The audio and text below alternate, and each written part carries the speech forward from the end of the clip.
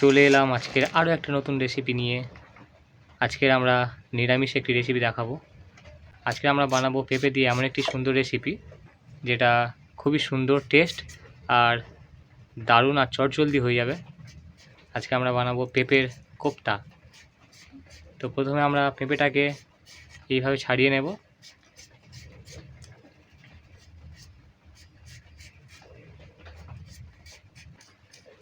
ভিতরের দানাগুলোকে এইভাবে পরিষ্কার করে নিতে হবে।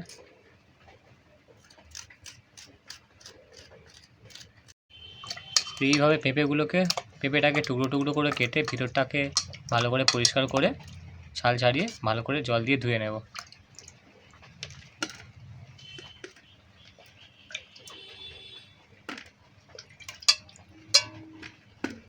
এবার আমরা পেঁপেটাকে এইভাবে ছিলে নেব ভালো করে।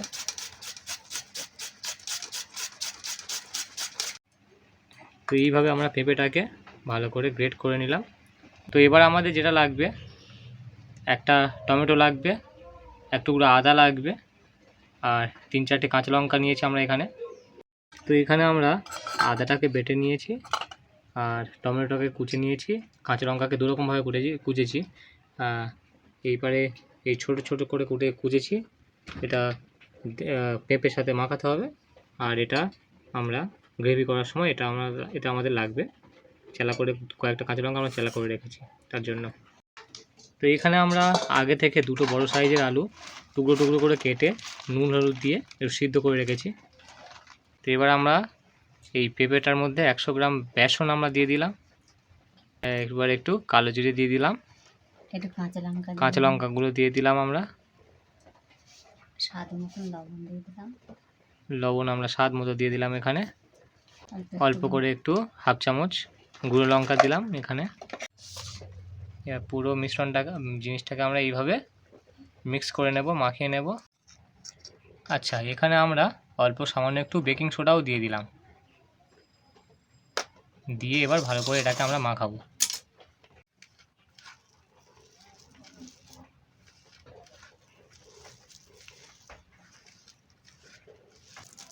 মাখানোর পরে ঠিক এরকম একটা টেক্সচার চলে আসবে।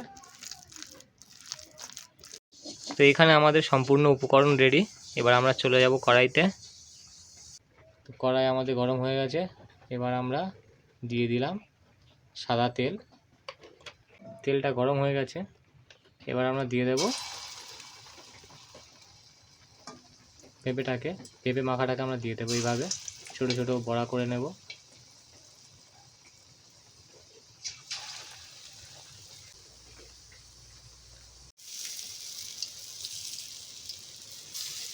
তো এক সাইড হয়ে গেলে এইভাবে আরেক সাইড উল্টে উল্টে ভালো করে ভেজে নিতে হবে।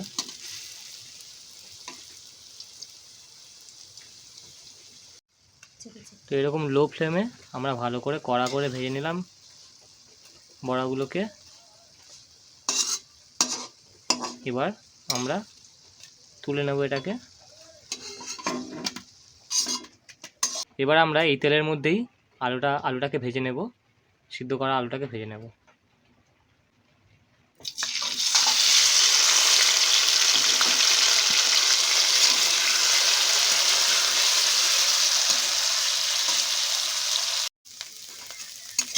আলু ভাজা হয়ে গেছে। এবার আমরা আলুটাকে নামিয়ে নেব। এবার কড়াইয়ের মধ্যে আমরা একটু তেল দিয়ে দিলাম। 2টো তেজপাতা আমরা ছিঁড়ে দিয়ে দিলাম এখানে তেলের উপরে। এরপর দিয়ে দিলাম একটা শুকনো লঙ্কা, আর 2টো এলাইচি, একটা লবঙ্গ, আর একটুখানি দারচিনি কাঠ আমরা এটার মধ্যে দিয়ে দিলাম। এবার আমরা কুচনো পেঁয়াজ, কাঁচা লঙ্কা দিয়ে দিলাম আমরা। এটা নিরামিষ তরকারি, এখানে কোনো পেঁয়াজ থাকবে না। এবার আমরা টমেটোগুলোকে দিয়ে দিলাম, বিভিন্ন টমেটোগুলো দিয়ে দিলাম।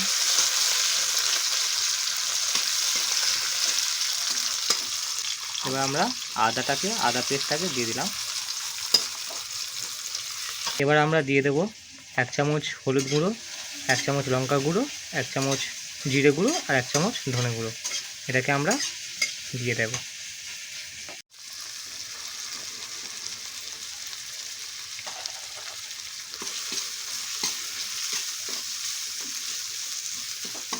মশলা বানানো হচ্ছে,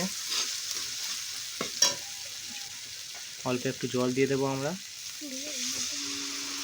সামান্য জল দিয়ে আমরা এটাকে মশলাটাকে কষবো।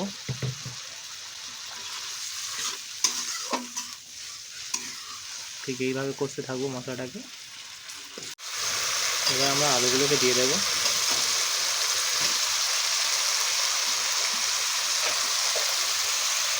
আলুগুলোকে দিয়ে দেবো আমরা এভাবে আলুগুলোকে আমরা একসাথে মশলার সাথে কষবো। আলুতে আগে নুন দিয়ে সিদ্ধ করা ছিল, তাই এবার স্বাদ অনুসারে অল্প একটু লবণ আমরা দিয়ে দেবো গ্রেভির জন্য। আর আমরা জল ঢেলে দেবো একটু, দিয়ে আমরা গ্রেভিটা ফোটাবো। এবার গ্রেভিটা তৈরি করব। তো এবার আমরা ঝোলটাকে এইভাবে ফুটিয়ে নেব। যখন ফুটে উঠবে তখন আমরা বড়াগুলোকে দিয়ে দেবো এর মধ্যে,